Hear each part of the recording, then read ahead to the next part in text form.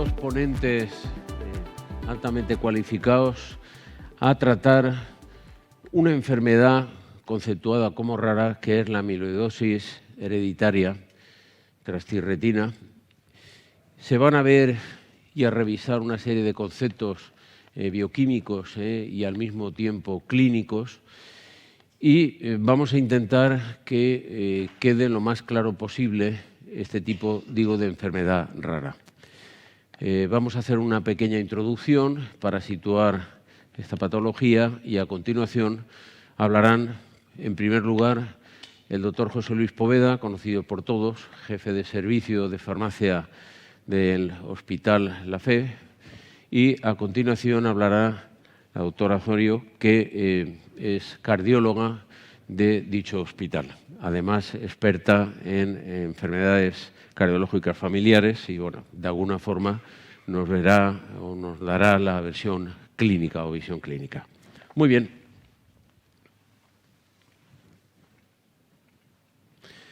Adelante. Bien, la amiloidosis hereditaria por transriteína. Siguiente imagen. La tengo ahí, muy bien. Sí. Bien, la amiloidosis es un grupo heterogéneo de trastornos que están caracterizados por la deposición extracelular de depósitos insolubles de amiloide en los tejidos, de tal forma que puede desarrollarse o heredarse, así como ser sistémica o localizada. El amiloide son depósitos, como habíamos dicho, de fibrillas proteicas insolubles que de alguna forma alteran la normalidad y estructura de los tejidos, dándoles inelasticidad, dureza y, por lo tanto, un mal funcionamiento. Se han identificado 36 proteínas amiloides únicas en seres humanos, diferenciadas, y entre ellas se incluye una que es la proteína precursora beta-amiloide. Consta de una cadena ligera de la inmunoglobulina y la transtirretina. La TTR es una proteína de 127 aminoácidos que se produce en el hígado y en menor medida en ojos y cerebro, y es la que da lugar a estos depósitos extracelulares amorfos. La amiloidosis hereditaria es una enfermedad autosómica dominante y está ocasionada por una mutación del gen de la proteína. La esperanza de vida es de 5 a 15 años. Y desde el punto de vista de la prevalencia mundial es una enfermedad rara, pero que tiene una distribución mundial, de tal forma que hay focos endémicos en naciones como Japón, Brasil, Suecia, Chipre, España y Portugal, con importancia, y aproximadamente la prevalencia se estima en unos 50.000 pacientes en el mundo. En España existen dos regiones endémicas, una es Palma de Mallorca y otra es en Huelva, Valverde del Camino. Y bueno, pues la verdad parece ser que el origen es portugués en la época del medioevo, donde por traslados a las Islas Baleares, pues allí se focalizó el tema. En el diagnóstico existen varias especialidades médicas que intervienen, entre ellas neurología, cardiología, medicina interna, etcétera. Y la verdad es que uno de los temas que se coincide, que es importante, es precisamente el que el diagnóstico sea lo más pronto posible y el tratamiento, en la medida de lo posible, también sea con rapidez. El tratamiento farmacológico, por desgracia, no es muy amplio, está en constante investigación y desarrollo y, bueno, pues fundamentalmente es buscar una supresión de la síntesis de TTR, hay dos fármacos, estabilizar la TTR con 3 fármacos, 2 en disponibilidad y 1 en estudio, y por último actuar degradando y evitando reabsorción de las fibrillas, que está en investigación. Sin más, voy a ceder la palabra al doctor Poveda y a continuación pues nos hablará. Muchas gracias, Juan. Muchas gracias a todos. Me voy a permitir un paréntesis porque, como soy el actual presidente de la Comisión Nacional de la Especialidad, ¿podríais levantar la mano los residentes? los que sois residentes? Pues no hago más preguntas. Tomemos nota todos. A ver. Joder, vale. Bueno, voy a hablar en esta presentación del mecanismo de acción de silenciamiento genético mediante ARN de interferencia, y el guión de lo que voy a hacer va a ser hablar de la historia del ARN de interferencia, el dogma central de la biología, simplemente para repasar algunos conceptos que nos pueden aproximar a lo que sería el mecanismo de acción del ARN interferente, y aceptamos el reto de qué significa este ARN interferente, este ARN pequeño, llevarlo a la célula, llevarlo al citoplasma y que pueda hacer su acción.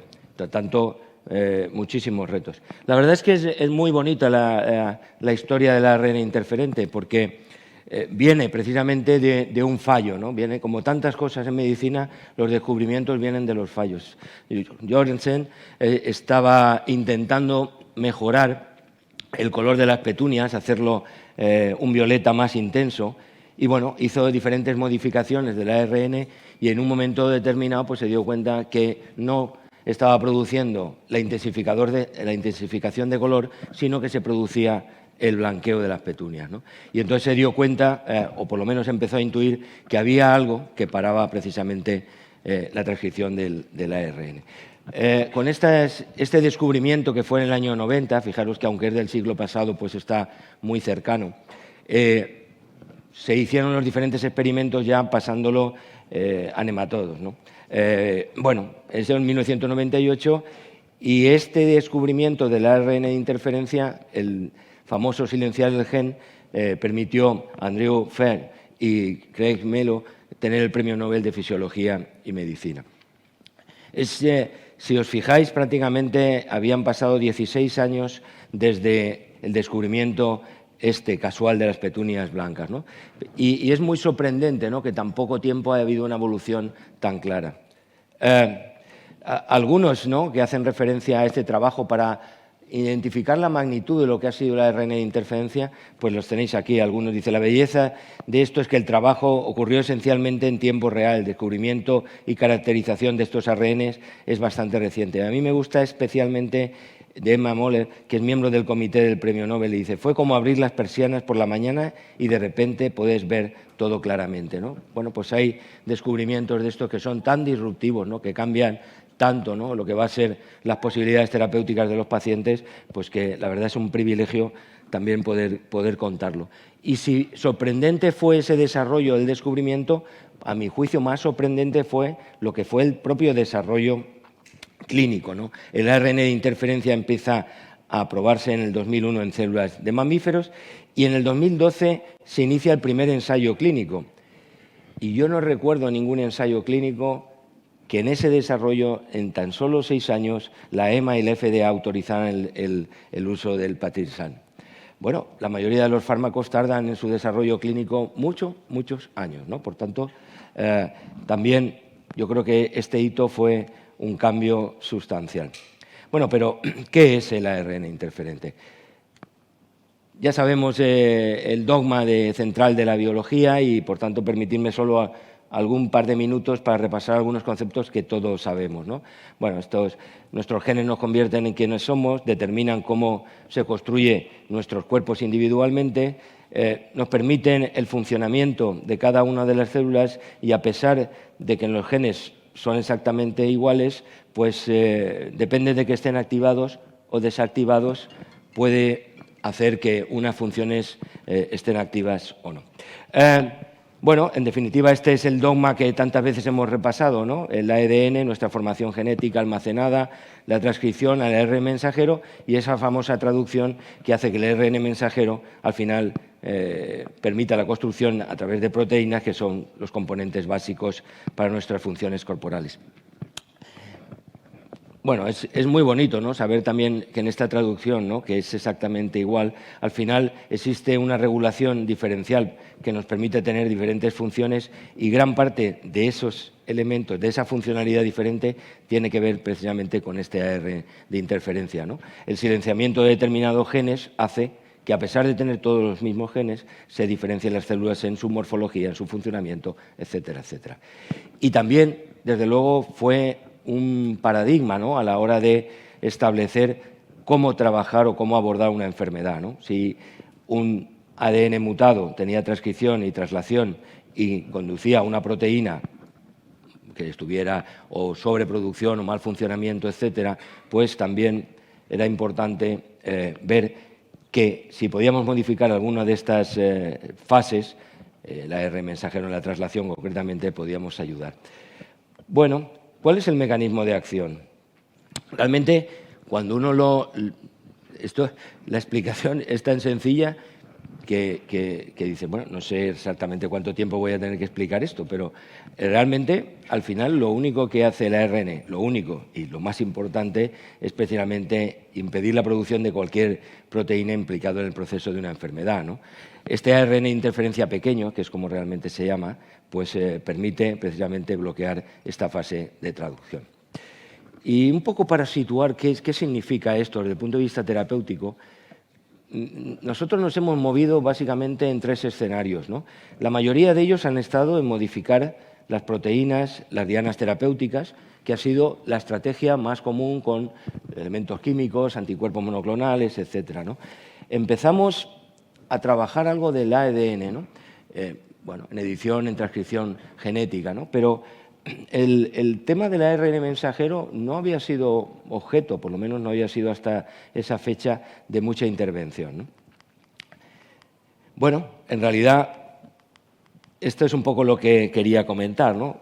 Estamos ahora focalizándonos en una diana que ha sido diferente, ¿vale?, que está en el citoplasma, una diana que es la ARN de interferencia y concretamente el ARN de interferencia pequeño. Es verdad que hay oligonucleótidos antisentidos que tienen también una diana en el ARN mensajero. No voy a hablar aquí de las diferencias entre ambos, porque creo que la siguiente ponencia va a abordar este tema y las ventajas, pero un poco que veamos un poco la situación. Bueno, cuando se produce, ¿no?, este cambio del ADN al ARN mensajero en el citoplasma y después se produce la traslación, al final el ARN mensajero lo que está haciendo es bloqueando precisamente, el ARN de interferencia está bloqueando este ARN mensajero, ¿no?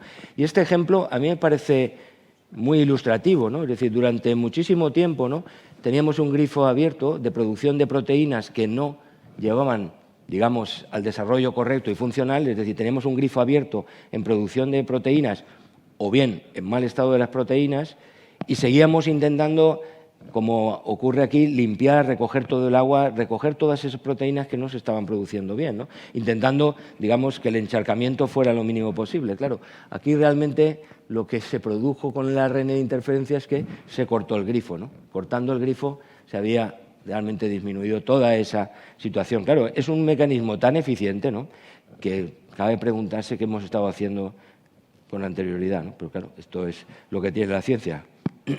Bueno, en realidad el objetivo es precisamente, dice, es el killer, ¿no?, el killer del mensajero. Pero me gusta especialmente porque la mayor parte de las soluciones terapéuticas han estado ahí, forman parte de nuestro ciclo evolutivo, ¿no? Y el ARN de interferencia no ha sido algo nuevo, no ha sido una molécula que hemos desarrollado, ha estado ahí y lo único que hemos necesitado es interpretar cómo llevarla, cómo utilizarla, mejor dicho. Así que yo creo que también es una reflexión y me gusta mucho, ¿no? Bueno, este ARN de interferencia liberado en la célula, esta doble cadena, va a unirse al complejo de silenciamiento inducido por ARN, el RIX, que está en todas las células, que forma parte, no es algo extraño, forma parte. Esta doble hebra se va a dividir en la hebra sentido y antisentido y elimina la hebra que tiene el sentido y después, digamos, esta hebra antisentido va a buscar la ARN mensajero que iba a producir las proteínas y, por lo tanto, se produce un bloqueo del mismo, una escisión específica y después un mecanismo catalítico, ¿no? Es tremendamente productivo. No depende de la cantidad, como ocurre en los oligonucleótidos antisentido, que necesitas una cantidad, y aquí el mecanismo es muy, muy eficiente en términos de catálisis de la hebra, ¿no? Bueno, ¿y qué retos? Claro, retos a resolver, ¿no? Primero, estas moléculas son las ARN de interferencia pequeño, es metabólicamente inestable si no lo pones en determinadas situaciones y va a estar sujeto a destrucción enzimática por nucleasas. Tiene una alta tasa de aclaramiento renal, consecuencia de las cargas negativas también que tiene, y no tiene capacidad de fijarse a las proteínas. Puede ser un potencial inmunoestimulador si el ARN es reconocido por la célula como algo semejante a lo que podría ser una cadena en un virus, y no tiene actividad específica o tejido, un ectopismo por un tejido específico, ¿no? Por tanto, yo creo que los retos que tenía que resolver una vez descubierto el ARN de interferencia, pues no eran pequeños para que tuviera que tener una respuesta terapéutica, ¿no? Bueno, tampoco puede atravesar pasivamente ninguna membrana, por tanto necesita mecanismos activos de captación y localización celular. Se tiene que liberar en el citoplasma, que es donde va a hacer la actuación, y además no tiene que tener un impacto negativo, que esa modificación del ARN pueda conducir a una situación que no queremos. Y por si fuera poco, pues su producción debe estar a un coste razonable. Bueno, ¿qué retos más, no? Es decir, si ya tenemos que conseguir que esta molécula sea estable, que llegue al sitio, que no se degrade, que pase al citoplasma, ¿no? Pero además tenemos que conseguir que llegue al tejido correcto, el tipo de célula correcta y además en el lugar de acción del citoplasma para unirse al complejo catalítico RIS, ¿no? Bueno, pues hay que reconocer que los retos que tenía la molécula no eran pequeños, ¿no? ¿Y cómo han resuelto esto realmente la compañía, ¿no? Alnylam? Pues lo ha resuelto a través de dos estrategias. La primera, quizá más antigua, que es con el que empezó el Patrice Hahn, que es de nanopartículas lipídicas. Bueno, una formulación lipídica en un R encapsulado que permitía la llegada al hígado con una administración vía intravenosa y después todo el desarrollo del resto de moléculas que para diferentes áreas terapéuticas cuya estrategia está basada en conjugados del GalNAc. Es una unidad química, realmente ahora lo veremos un poquito con más detalle, nos permite también un ectopismo hacia el hígado, permite una administración vía subcutánea, con las ventajas que eso puede significar, sobre todo para los pacientes, pero también para el sistema sanitario.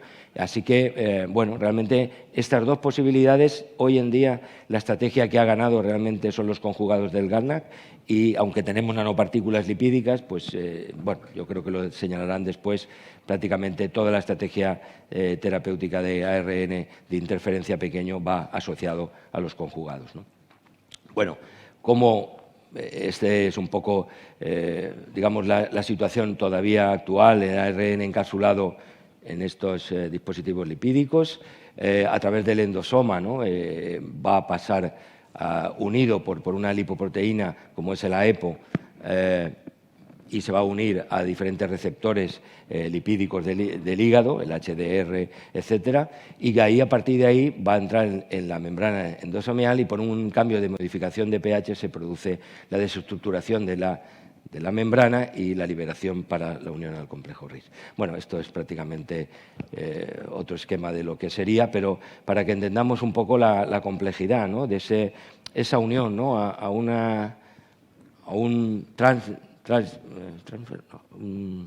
carrier, que sería la lipoproteína E, que se uniría al receptor LDR, un receptor que está en la mayor parte de los hepatocitos y que permitiría, una vez penetrado dentro de la célula, la liberación por el cambio de pH y, por tanto, la liberación de lo que estamos hablando y la unión al complejo. Bueno, esta es un poco la estrategia, ¿no? La estrategia que han hecho. Pero, claro, también tiene diferentes complicaciones, ¿no? ¿Cómo conseguir eso? Bueno, pues han tenido que cambiar prácticamente gran parte de lo que es la estructura de estabilización a través de una estabilización, a través de metilaciones específicas, como veis ahí, que si veis prácticamente la exposición hepática hace que realmente la pérdida de molécula se retrase mucho y, por lo tanto, esta vía subcutánea va a ser útil. Bueno, ¿cómo es este conjugado del GalNAc? Básicamente es un ligando dirigido, el GalNAc es una molécula trivalente de alta afinidad y especificidad y utiliza realmente los receptores del mecanismo de utilización de la glucosa, ¿no? Por tanto, está altamente expresado en hepatocitos, tiene un alto recambio y es altamente conservado entre especies. Bueno, con este mecanismo, ¿no? Con esta unión a través de este ligando, son capaces, y con el receptor, de producir la entrada dentro de la molécula en el área, en el citoplasma, y después ya los procesos que hemos comentado de la doble cadena, unión al RIS, etcétera, etcétera. Bueno, y ya para terminar, ¿Qué ventajas tenemos? Pues realmente yo creo que han sabido aprovechar una vía natural y, por tanto, no algo que tengamos que esperar efectos diferentes, ¿no? Porque forma parte de lo que ha sido la evolución humana a lo largo de tantos y tantos siglos.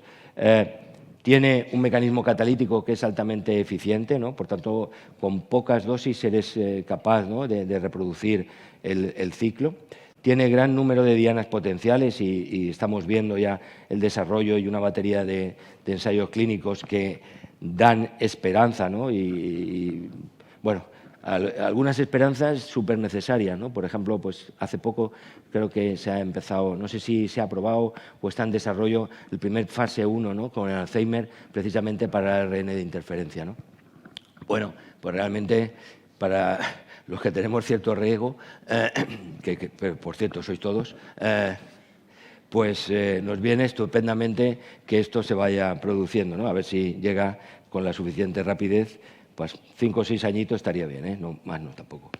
Actuar mejor que otras estrategias. Bueno, yo creo que y aquí lo voy a dejar porque yo creo que aquí Esther va a empezar a trabajar. Estamos hablando de una terapia ya que es una realidad para la amiloidosis hereditaria por retina y yo aquí creo que lo dejo porque a partir de ahí pues ya es la parte clínica, el desarrollo que tienes que hacer y ya está.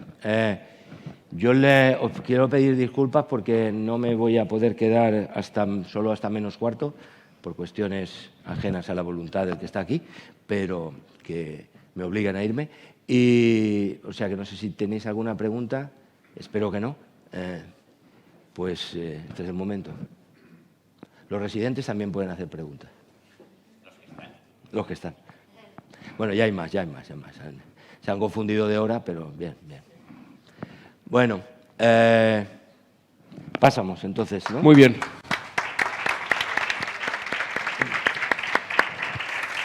Bueno, pues a continuación la doctora Osorio nos va a hablar de las terapias de silenciamiento génico en esta amiloidosis hereditaria.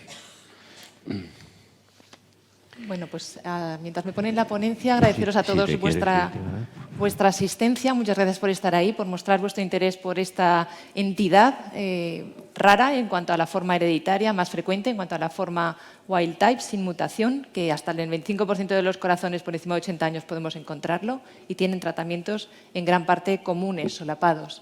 Estos son mis conflictos de interés. También quería agradecer, la invitación a los organizadores, desde luego a los patrocinadores también, que han hecho posible que yo, que soy cardióloga clínica, venga aquí a un congreso de farmacia a contaros una visión quizá un poco alejada de vuestro día a día, pero muy en relación con el día a día con el paciente. Yo me dedico a las enfermedades genéticas del corazón y un pequeño apartadillo supone la amiloidosis cardíaca por TTR, tanto en su forma wild type o no mutada como en su forma hereditaria.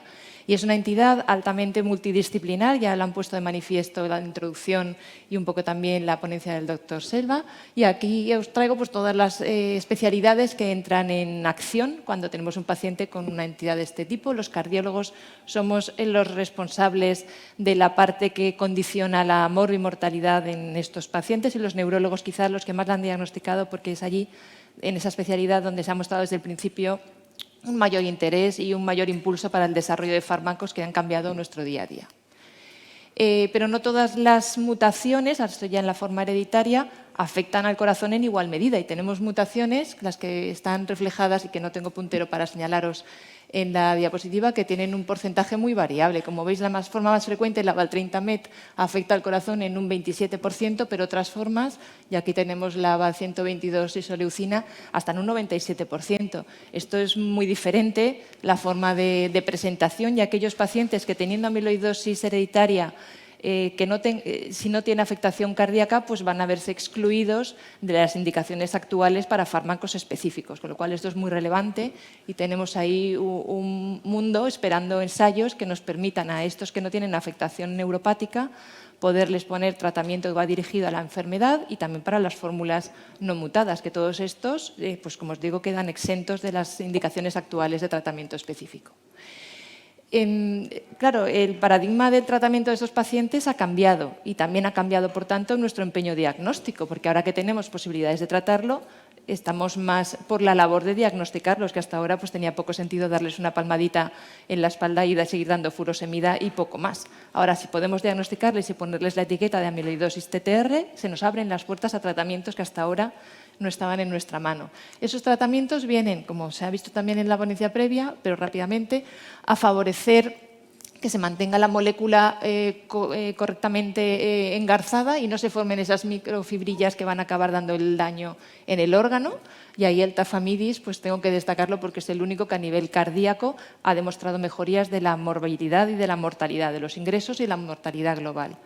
Tenemos otros que van dirigidos a las microfibrillas, que van emplazados a captarlas o incluso a tratar de retirarlas del tejido en el cual se han depositado, pero desde luego los fármacos estrella son los fármacos que van al silenciamiento génico. Y está incluido también el trasplante hepático, porque es el que históricamente se venía haciendo, pero es que con estos fármacos de silenciamiento génico de los que ya nos han hablado, vamos a hacer como una castración hepática con pastillas. Vamos a parar la fábrica de la proteína maligna que está depositándose en cada uno de todos estos tejidos. Desde luego se abre un apasionante horizonte y ahí tenemos dos grandes familias que son de las que yo voy a hablar, los ARN de interferencia, que ya nos han avanzado un poco los mecanismos de acción, y el fármaco estrella, el primero en el que se ha puesto en marcha es patisiran, pero su versión, y aquí como los transformes de mi hijo tenemos versiones mejoradas, tenemos después del patisiran el vutrisiran, que es la que está demostrando mucho y que ahora os contaré. Y en el otro lado de la parrilla tenemos a los oligonucleótidos antisentido, los ASO, con sus dos representantes, inotersen, que fue el primero, y ahora está en marcha también ensayos con eplontersen, que cuesta hasta pronunciarlo, pero todas estas versiones mejoradas, el vutrisiran para los ARNI y el eplontersen para los ASO, son los más prometedores de ahora en adelante en el futuro, como veremos a continuación. Y como os decía, pues es una castración hepática. Fijaos que reducen la producción de la proteína hasta un 85-95% de la cantidad de proteína circulante. Eso es una barbaridad. Son fármacos superpotentes y que tenemos que mejorar los efectos adversos y la selectividad en el tejido para que realmente pues, sean la mejor estrategia demostrada. Y esto viene todo del razonamiento que se siguió en otros tipos de amiloidosis, tanto en la amiloidosis AL como en la amiloidosis secundaria, enfermedades reumatológicas, renales, etcétera, pues se vio que disminuir la proteína patológica mejoraba el pronóstico. Pues aquí lo mismo, vamos a disminuir la producción de la proteína para que mejore el pronóstico de nuestros pacientes. Un poquito de historia que ya nos han comentado en cuanto a los ARNI. Yo simplemente destacar que los ASO pues, tuvieron un arranque un poquito anterior, si bien todo se paralizó un poco al principio por la limitación de la dosis, por los efectos secundarios, por las dificultades en la selectividad de alcanzar el órgano diana, etcétera. Y todo se reactivó, esta carrera de la industria farmacéutica y este abrir esperanzas a los pacientes se reactivó con la aprobación de la FDA en el mismo año del primer ARNI, que tenemos, que es patisiran, y del primer ASO, que es el inotersen, todo en 2018, vaya coincidencia. Y a partir de ahí pues empieza esta carrera a marchas forzadas por mejorar las moléculas y ampliar las indicaciones. Un poquito las diferencias entre unos y otros, vamos a verlas en esta diapositiva, solamente una diapositiva.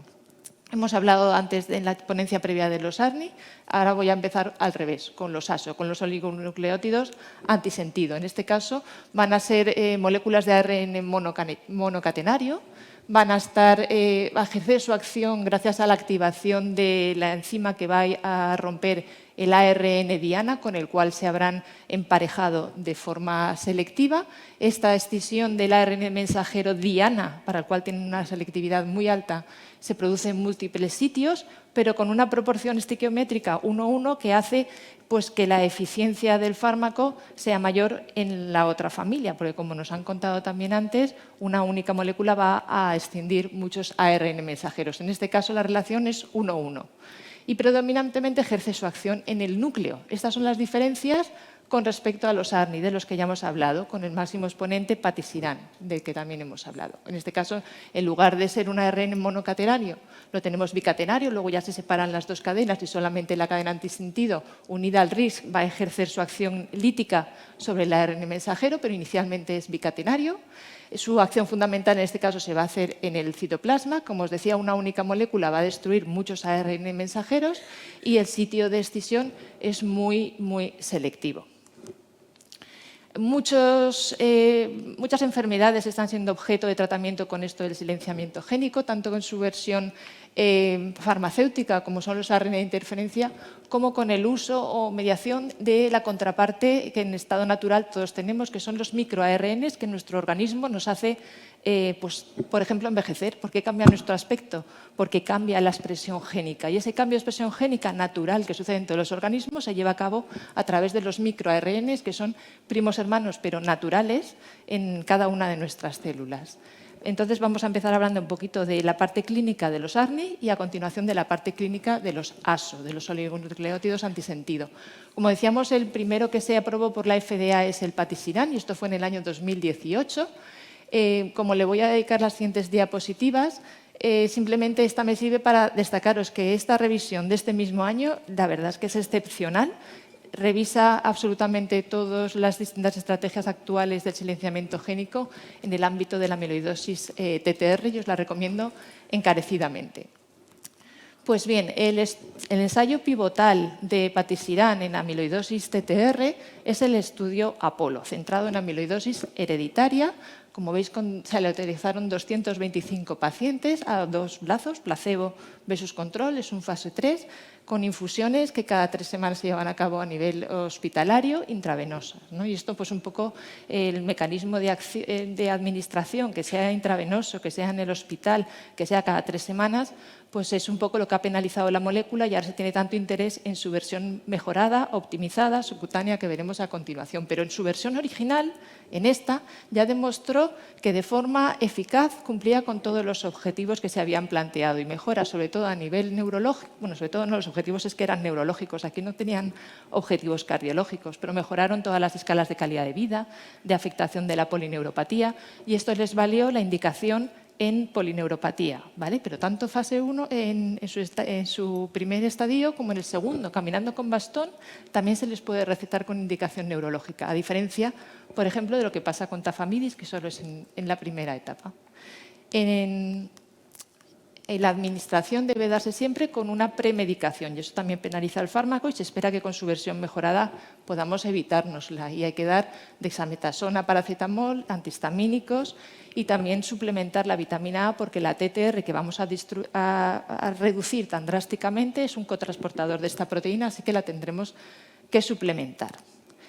Como os decía, también tiene indicación en fase 2 y los ensayos, aquí he puesto el corazoncito para recordar deciros que de momento los estudios que tenemos que se fijan en los eventos a nivel cardíaco o en la influencia del fármaco a nivel cardíaco son los que veis aquí. Del Apolo, que es este que tenía objetivos solamente neurológicos, hay una subpoblación predefinida que tenía afectación cardíaca que supone 126 pacientes, de los cuales se analizaron cómo había ido la evolución de los pacientes con patisiran versus placebo a nivel cardíaco. El Apolo B es un fase 3 específicamente dirigido a la población con afectación cardíaca. Está pendiente de publicarse, pero tenemos datos preliminares y luego existe algún trabajito pequeño de solo 16 pacientes. La conjunción de toda esta evidencia me lleva a deciros que el fármaco, desde luego, mejora la distancia recorrida. Es verdad que solo 13 metros, pero de forma significativa los pacientes con placebo recorren más distancia, con patisiran recorren más distancia, esos 13 metros, por encima de lo que recorren los pacientes con placebo. Habrá que cuestionarse si es suficiente esos 13 metros, pero es verdad que caminan más, funcionalmente están más activos, mejoran los parámetros ecocardiográficos a todos los niveles que se estudiaron, tanto el grosor del ventrículo izquierdo como su masa, los volúmenes, el strain es, para deciroslo fácil, como una forma de cuantificar la forma de bombeo. Analíticamente, todos los biomarcadores mejoraban en el brazo de tratamiento activo con patisiran, mejoría subjetiva en escalas de calidad de vida, mejoría incluso, y esto es muy llamativo y prometedor, en el volumen extracelular, en el depósito, cuando se deposita el amiloide en el corazón, el volumen extracelular en el corazón aumenta y eso por resonancia lo medimos con ese parámetro. Pues eso se reduce en el grupo de pacientes que toman el patisiran o que se les administra patisiran. Sin embargo, el evento combinado sí que mejoró de hospitalización y mortalidad, pero no de forma separada. No tenemos un objetivo cubierto de decir los pacientes con patisiran, desde luego, tienen menos mortalidad cardiovascular, que es el endpoint más gordo que los cardiólogos andamos buscando. Y eso sucedió en la mejoría del evento combinado en la subpoblación cardíaca del Apolo, pero el Apolo B, que va dirigido específicamente para la subpoblación cardíaca, en ese caso no hay diferencias ni siquiera en el evento combinado, y eso es algo que la casa pues, quiere mejorar.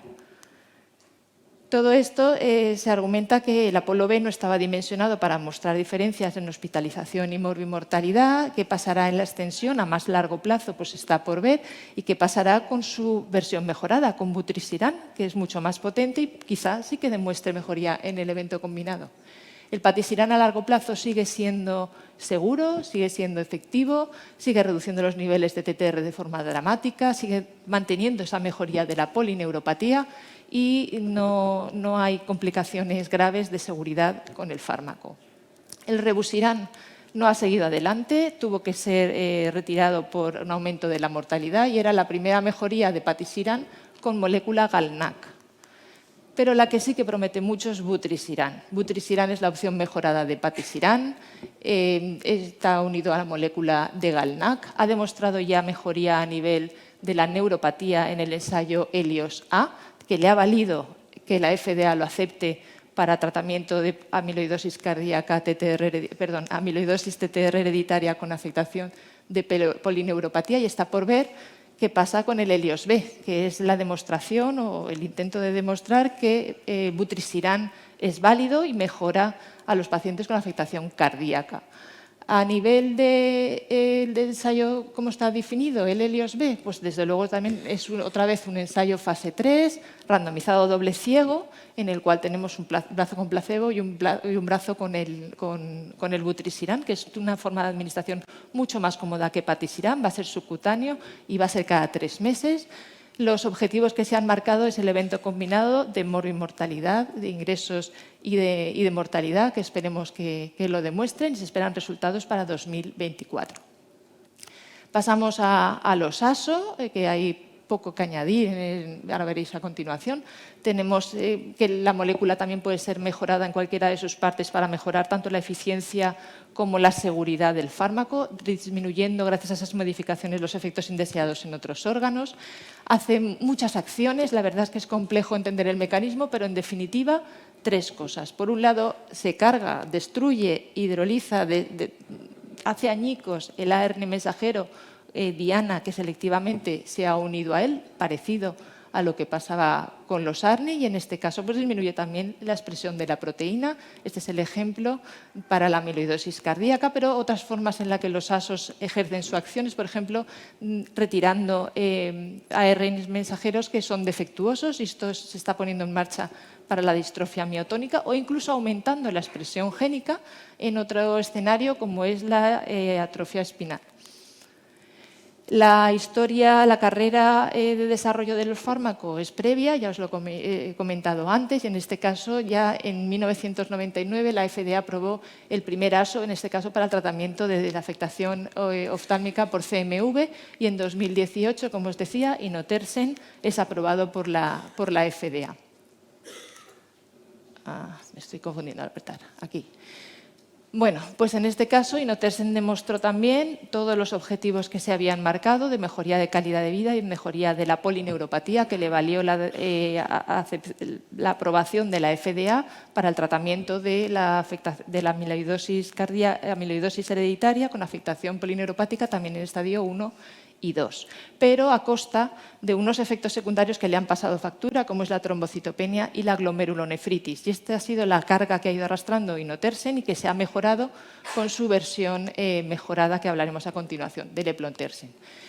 El neuro-TTR, como os decía, mejoró a nivel de la polineuropatía, pero a nivel cardíaco no hubo ninguna mejoría, a diferencia de lo que pasó con patisiran. En este caso no se puede decir que el inotersen haya mejorado parámetros de eco o de ningún tipo de cuestión cardíaca, pero otros pequeñitos estudios con la molécula sí que lo han ido demostrando, parecido, pero con tamaños muestrales realmente pues, muy pequeños, de n igual a 30, n33 y n50.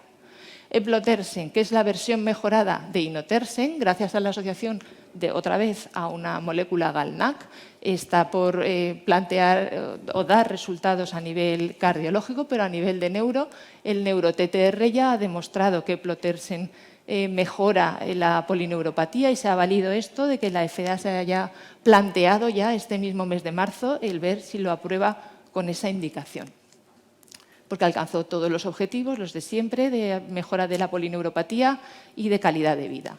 ¿Qué pasará con el CardioTransform? Que es la utilización de Eplontersen también en un fase 3, como veis, con un tamaño muestral pues francamente muy alto, 1.500 pacientes. Es el más grande de todos los que se han planteado nunca para afectación cardíaca por amiloidosis TTR. Está por ver si mejorará el evento combinado de mortalidad global y de hospitalizaciones, y te esperamos resultados para el año 2025. Hasta entonces no podemos decir nada. Se abre una puerta que escapa a esta mesa, pero que no podía dejar de traerla. También la edición génica está por venir al mundo de la amiloidosis cardíaca. También va dirigida a disminuir la proteína, pero un escalón más atrás, directamente a corregir el ADN, no actuando sobre el ARN mensajero. ¿Cómo podemos o cómo monitorizamos la respuesta de los pacientes? Pues en el día a día con las dos herramientas que tenemos más a mano, con el ProBNP, que es el biomarcador más extendido, y con los datos ecocardiográficos. De forma espaciada también se pueden repetir, y de hecho lo hacemos, cardioresonancias, sobre todo para medir eso que os he comentado antes, el volumen extracelular, y las escintigrafías de seguimiento. Esto es pues más raro que lo repitamos en la evolución. ¿Dónde está el futuro? Pues desde luego en empezar el tratamiento lo antes posible. Yo estoy segura que si se pudieran plantear ensayos clínicos a 20, a 30 años, el disminuir la fábrica, el silenciamiento génico, demostraría claramente que es la mejor de las opciones para este escenario, seguro, porque estamos disminuyendo la proteína que se va a depositar, pero hay que empezar a darlo antes de que se haya depositado. En este momento los ensayos clínicos se dan a pacientes que ya tienen la enfermedad y ya está evolucionada. Ahí demostrar cosas es más complicado. Pero claro que las industrias farmacéuticas tienen que plantear ensayos a 20 años. Yo no sé si esto es factible, pero sería desde luego lo ideal. Hay que elegir siempre la vía menos agresiva, y subcutáneo siempre va a ser menos agresivo que intravenoso. Además, el paciente se lo puede poner en casa, no hace falta que vaya al hospital. Cuanto más espaciada, mejor. Y tenemos opciones ahora que es cada 3 meses subcutáneo, como os decía, para vutrisiran, que haga efecto a todos los niveles, que mejore la afectación neuropática, pero que mejore también la cardíaca, que es la que va a marcar el pronóstico de nuestros pacientes. Y la politerapia combinada tiene sentido. Si voy a disminuir la fábrica un 90%, tiene sentido dar también un estabilizador cuando los precios están al nivel que están y vosotros pues estáis ahí controlando el gasto. Pues la verdad que es complicado. Hoy en día la Sociedad Europea de Cardiología, pues estas son las recomendaciones de tratamiento que da, y cuando solo hay cardiopatía, el único que ha demostrado cosas hoy por hoy es Tafamidis. Están por venir, como os decía, y prometen mucho distintos ensayos, de ahí el Helios B y el CardioTransform pues van a decirnos mucho, y esto es todo lo que quería traeros. Así que muchas gracias por vuestra atención.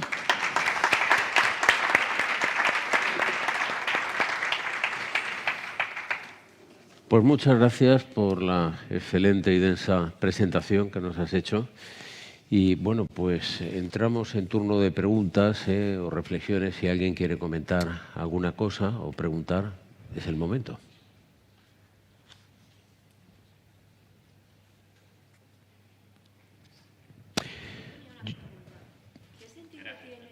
El micrófono.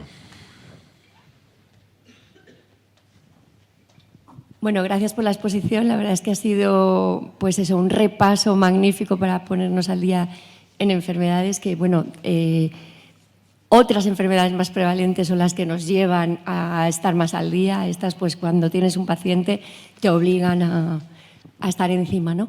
Pero mi sorpresa ha sido el endpoint, el combinado, ¿no? ¿Qué sentido tiene que todos los ensayos clínicos tengan el endpoint combinado?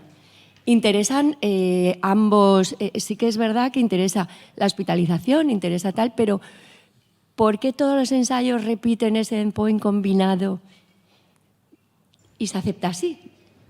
En realidad, lo más interesante para el clínico es que lo demuestre por separado, que demuestre mortalidad, a ser posible mortalidad cardíaca, también cardiovascular, también global, pero mortalidad cardíaca que la reduzca, y por otro lado que reduzca las hospitalizaciones, porque el gasto también está ahí. Pero te lo tienen que mostrar por separado. Cuando te lo muestran combinado, pues a veces aflora la duda de realmente qué es lo que estoy disminuyendo, esa costa de las hospitalizaciones. Exactamente, sí. Sí, a nosotros nos gusta siempre ver esos endpoints fuertes juntos, pero también por separado, porque nos da mucha idea de la eficacia que tienen en controlar cosas gordas. Por un lado el gasto en ingresos, que es mucho, y por otro lado la mortalidad, que es el endpoint más duro que nos podemos plantear. Pero sí, es porque les es más fácil demostrarlo. Y te lo enseñan, y con reducción de riesgo relativo, que a veces dicen, no, yo quiero ver el riesgo absoluto, cómo se reduce, y quiero ver por separado mortalidad y hospitalizaciones, y no siempre el dato está disponible.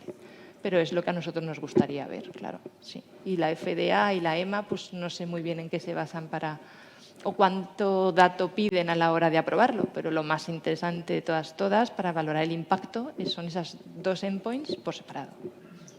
Sí, ¿verdad? Y me ha sorprendido también el ensayo clínico que has comentado con la N tan grande. ¿Qué prevalencia tiene la enfermedad? Porque 1.500 pacientes en un ensayo clínico es mucho, aunque sea multicéntrico, ¿no? Pero es para amiloidosis TTR en general. Están incluidos tanto las hereditarias, que efectivamente es una enfermedad rara y sería imposible plantear un ensayo clínico a ese nivel, y la amiloidosis wild type o no mutada, que eso en gente mayor lo vemos muchísimo. Se trata de cuánto te empeñes en diagnosticarlo, que puedas tener una cohorte más grande. Pero está. Los pacientes que ingresan con insuficiencia cardíaca con fracción de eyección preservada tienen una prevalencia de amiloidosis no mutada, pues francamente alta, que si le haces la gammagrafía, si le haces el estudio que toca, la diagnosticas. Hasta ahora no lo hemos hecho porque no podíamos hacer nada por ellos. En la medida que tengamos recursos farmacéuticos que vayan contra la enfermedad, si están accesibles, si es económicamente posible para el sistema tratarlos, pues desde luego que merece la pena. Al hilo de lo que contestas era la duda, porque tú comentas, claro, la lógica dice para la fabricación antes de que se deposite. Con los primeros síntomas, porque los primeros síntomas, ¿cómo detectas ese paciente antes de que empiecen los depósitos en los tejidos? En la amiloidosis hereditaria es muy fácil, es porque hacemos estudios familiares. En las unidades de cardiopatías hereditarias... El primer paciente es la señal y correcto. Luego... Ampliamos el círculo y quien tiene la mutación los diagnosticamos antes, no de que estén sintomáticos, antes de que aparezca la enfermedad. Yo ya sé que esa persona tiene la mutación y en algún momento de su evolución natural, y según la mutación puedo más o menos intuir cuándo, va a desarrollar la enfermedad y va a estar sintomático. Entonces, no te digo que el futuro esté en tratarlos antes de que estén sintomáticos. Yo te digo que el futuro está antes de que tengan síntomas de la enfermedad. Claro. Todavía... Pero ya los detectas porque ha habido un familiar que ha dado... Claro, eso sería factible para la hereditaria, sería imposible para la senil, porque en ese caso no tengo forma de diagnosticarlo más que cuando ya ha dado la cara. Claro. Doctor Navarro quería hacer una pregunta.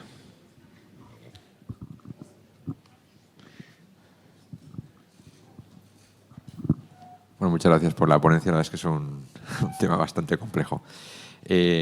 Según tengo entendido, ¿vosotros empezáis con Tafamidis o el Tafamidis lo descartáis para iniciar el tratamiento? Porque, según tengo entendido, el Tafamidis en cardiopatía no está financiado. Son 61 miligramos, me parece que si no está financiado. Pero está a punto de salir el genérico, con lo cual sí que es verdad que saldrá el genérico, bajará bastante de precio y probablemente lo lleguen a financiar. Entonces, mi pregunta es, ¿iniciáis con Tafamidis y luego cambiáis a Patisiran o los nuevos, o no utilizáis Tafamidis? ¿O lo pensáis utilizar en el futuro cuando cambiáis? Es un poco mi duda. Pues si quieres que te diga la verdad, los cardiólogos hemos prescrito muy poco o nada de fármacos específicos en pacientes con amiloidosis porque no teníamos opción a hacerlo. Desde hace unos años, pocos, 2-3 años, Tafamidis está aprobado. Lo que pasa es que tenía una indicación de no financiación, por lo menos en nuestra comunidad autónoma, que cambió ya hace una semana, donde esa mención expresa de no financiación ha sido eliminada. Están en proceso ya de negociación de precio y en el momento tengan precio, pues yo creo que será más fácil empezar a recetarlo. Hasta ahora ha sido un calvario, había que pedirlo por medicación extranjera, siempre y cuando el paciente no tuviera polineuropatía, porque en el momento tiene neuropatía ya entra por la otra vía, pero todos los amiloidosis no mutados y las amiloidosis con afectación exclusivamente cardíaca, que aunque el neurólogo se esfuerce en buscar neuropatía, no la encuentra, esos no tenían la vía aprobada. Nos obligaban a pedirlo por la vía de medicación extranjera y era muy difícil porque contaban con ese alto de mención expresa de no financiación. Eso ha cambiado tan recientemente que no sé decirte cómo va a ser a partir de ahora. Pero cuando hay afectación cardíaca, en realidad es que el único que en ensayos clínicos ha demostrado eventos gordos, de momento, es Patisiran. Yo supongo que Vutrisiran y Eplontersen cambiarán el escenario, pero de momento no tenemos esos números encima de la mesa. Gracias. Muy bien, pues muchísimas gracias por tu excelente intervención. Muchas gracias a Laboratorios Alnilam por haber propuesto esta interesante sesión y muchísimas gracias a los asistentes, sobre todo a los residentes que han ido llegando, y seguimos con el programa de la mañana. Muchas gracias. Maravilla, ¿eh? Muy bien.